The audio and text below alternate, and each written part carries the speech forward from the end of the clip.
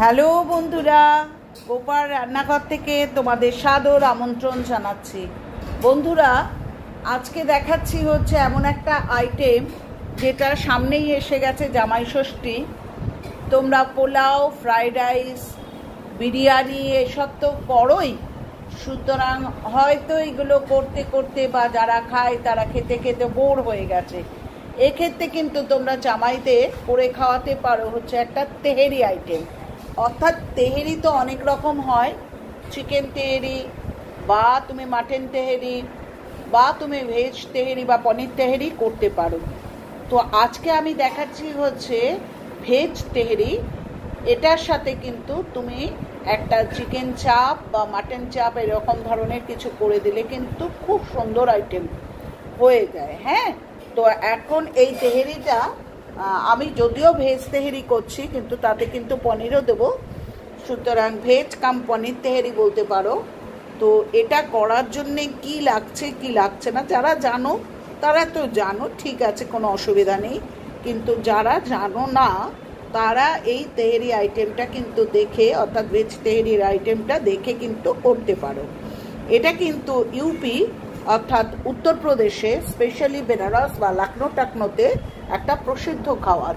তো সেই জন্যে সেখানকার লোকরা তো জানবেই, বাঙালিরা কতটা জানে আমি জানি না, বলতে পারবো না, হয়তো অনেকেই জানো অনেকেই জানো না। তো যারা জানো না তারা দেখে নাও এই তেহেরি করার জন্য কি কি দরকার পড়ছে। এটা কিন্তু যেহেতু আমি ভেজ তেহেরি করছি, সুতরাং ভেজিটেবল কিন্তু যত ধরনের ভেজিটেবল আছে অ্যাভেলেবেল, সেই ভেজিটেবলগুলো নিতে পারো। আমি এটা দিইনি বলেই তুমি দিতে পারবে না এমন কোনো কথা নেই। তো আমি তার মধ্যে কি কি দিচ্ছি কি কি দিচ্ছি না, আমি প্রথমে ভেজিটেবলগুলো তোমাদের দেখাচ্ছি যে কি কি ভেজিটেবল দিচ্ছি। এই দেখো ফুলকপি ডুমো ডুমো করে কেটে নিয়েছি, এই দেখো বিনস কেটে নিয়েছি, আলু কেটে নিয়েছি, গাজর কেটে নিয়েছি,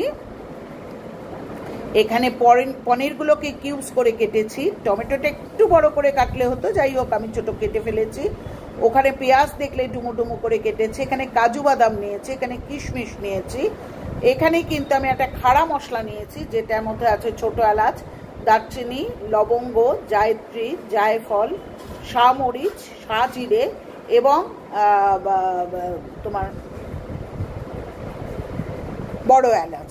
ঠিক আছে, তো এগুলো সমস্ত নিলাম, নিয়ে আমি কড়াইয়ে কিন্তু সাদা তেল দিয়ে আমি নুন হলুদ দিয়ে এই আলুটাকে ডুমো ডুমো করে যে আলুটাকে কেটেছি সেই আলুটাকে কিন্তু ভেজে নিলাম।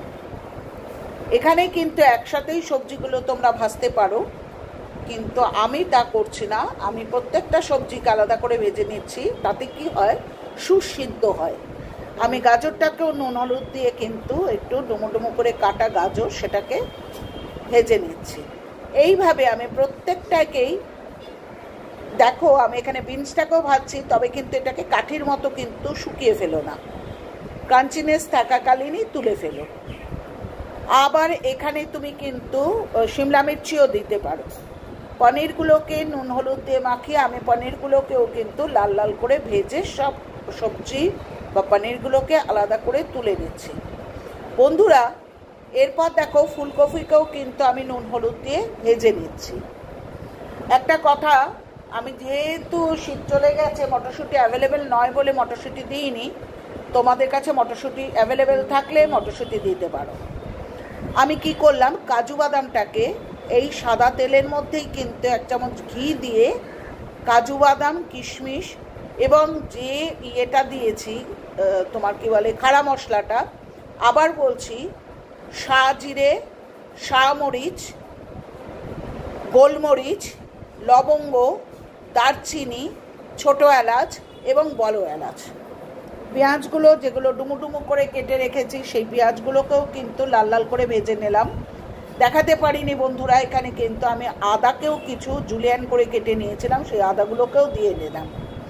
এরপর আমি যে 1.25 কৌটো চাল নিয়েছি, অর্থাৎ 2 কৌটো কিন্তু ফুল নয়, অর্থাৎ 2 কৌটো থেকে একটু কম, সেই চালটাকে, এটা আমি বাসমতি চাল দিয়ে করেছি, জাস্ট থেকে 20 মিনিট কিন্তু ভেজাবে, তার বেশি ভেজাবে না। তার কারণ হচ্ছে তাহলে চালটা কিন্তু গলে যাবে। দিয়ে কিন্তু আমি নুন দিলাম, চালটা ছেড়ে দিয়ে কিন্তু আমি নুন দিলাম 1 চামচ হলুদের গুঁড়ো দিলাম।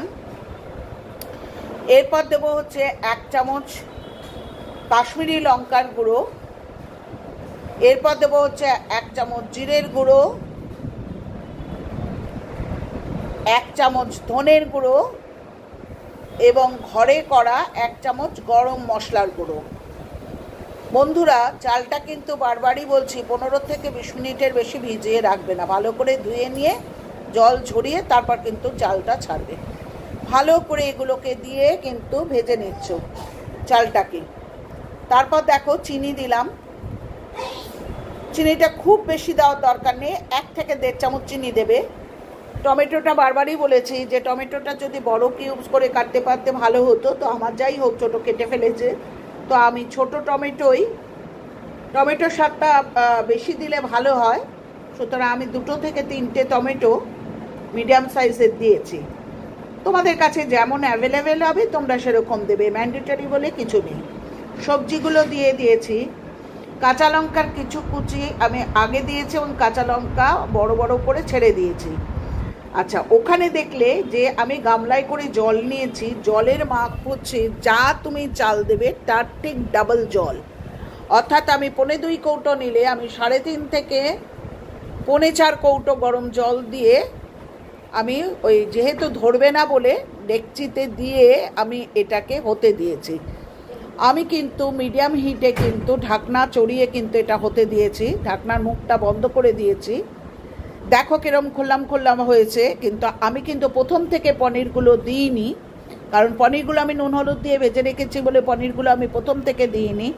দেখতেই পেলে ঠিক নামানোর আগ দিয়ে আমি পনিরটা দিলাম, কারণ হচ্ছে একদম ঘেটে গেলে না নামার সময় একদম পনির ভেঙে ছুটছুড়ে হয়ে যাবে, তখন দেখতে বিচ্ছিরি লাগে।